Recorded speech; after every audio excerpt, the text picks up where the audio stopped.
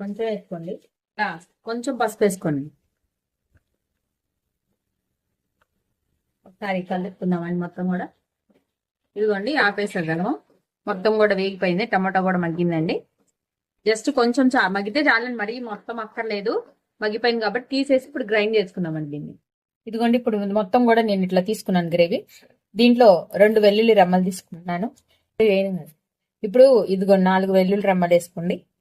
అట్లానే ఇలా కొంచెం మిరియాలు వేసుకుందామండి. స్పైసీకి తగ్గట్టు వేసుకోండి. కొంచెం ఘాటు అనిపించిందంటే ఆపేసుకోండి. ఇప్పుడు దీన్ని గ్రైండ్ చేసుకుందాం అండి. మొత్తం కూడా మనము పేస్ట్ చేసుకుందాం.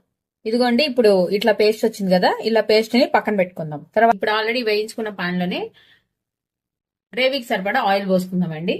కొంచెం పసుపు, కొంచెం ఉప్పు, కొంచెం కారం వేసుకొని ఒకసారి అలా మిక్స్ చేసేసుకొని దాంట్లో మనము